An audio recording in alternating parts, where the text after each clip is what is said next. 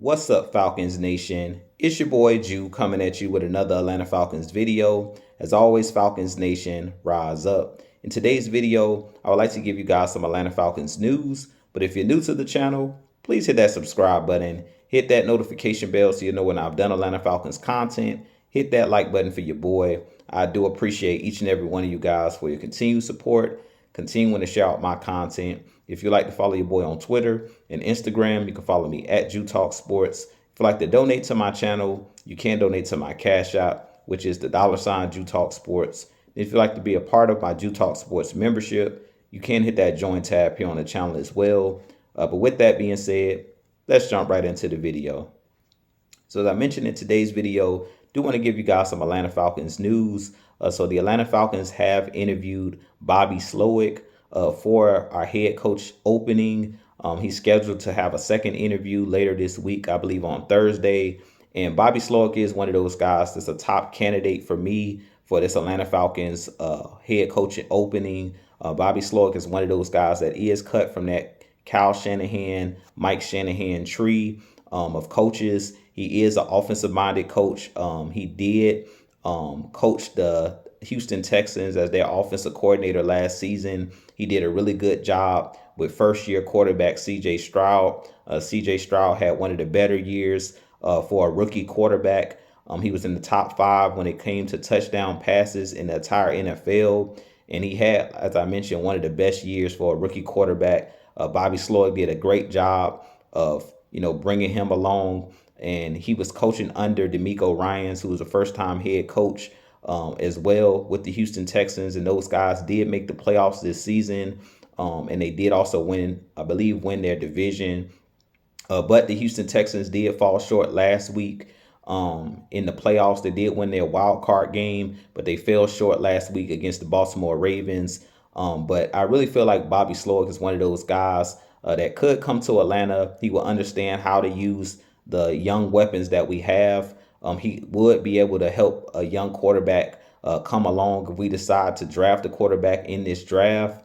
Because he did work with C.J. Stroud, I do believe that he would be able to come to Atlanta and help, whatever young quarterback we decide to draft. I really feel like he would put those guys in good positions to succeed.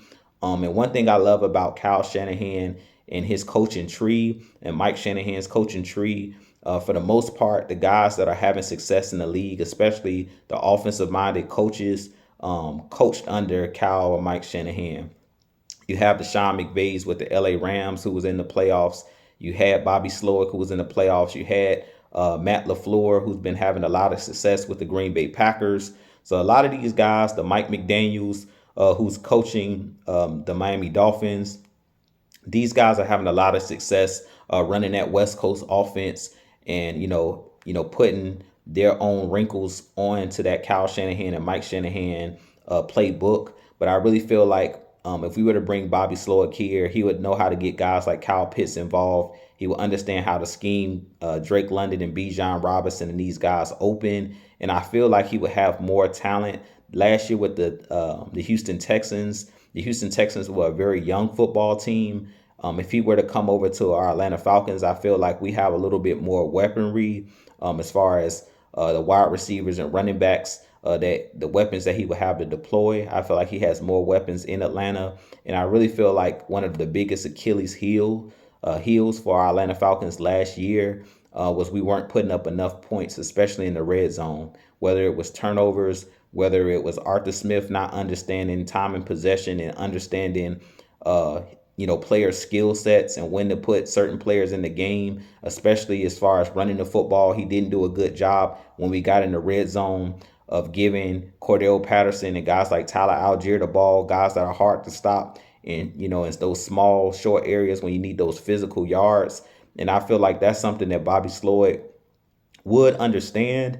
And if you look at the Kyle Shanahan coaching tree, a lot of these young guys, they do what they do best. They don't go away from what they do best. And that was something that Arthur Smith kind of bit him last year in the butt, is he didn't stick with what he did best, which was running the football, being physical in the trenches. And I really feel like that's something that Bobby Slowik would understand. And I feel like that would bode well for our Atlanta Falcons. Now, with Bobby Slowik, if he is brought in to be the next head coach, I'm not too sure who would be his defensive coordinator. I do feel like he may have to go out and bring in a more veteran defensive mind to run the defense. Personally, if I were Bobby Slowik and if he does get this job, I possibly would bring back or try to bring back Jerry Gray because he was here last year. He has already, the familiarity with this defense and the players on this defense. He pretty much already had those relationships built. So if somehow, some way, Bobby Slowik can get in touch with Jerry Gray,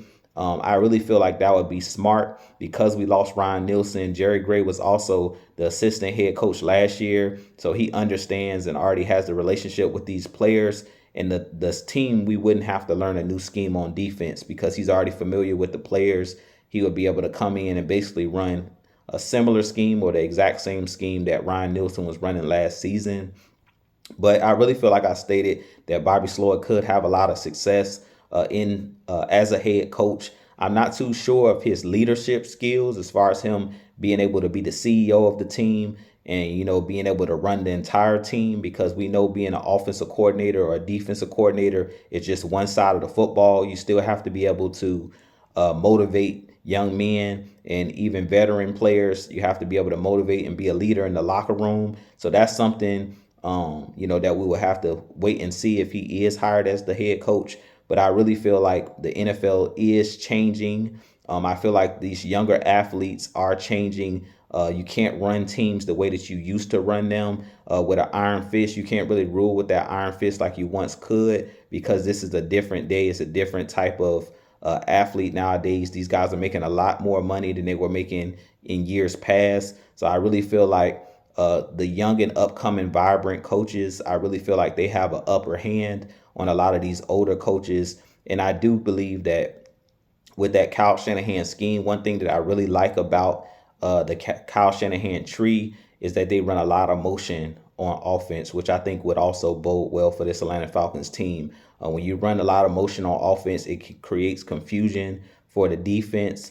It takes away the player's eye discipline on the defensive side of the ball. And that's how guys are schemed open. And that's how a lot of times guys end up wide open because of those, the motion and the confusion that you create on the offensive side of the ball. But with that being said, you guys give me your thoughts on Bobby Slowik. Do you think he'll be a good head coach candidate for our Atlanta Falcons? Personally, I think he could have a lot of success similar to the success we had or Kyle Shanahan had in 2016 with our Atlanta Falcons. But with that being said, this has been your boy Jew.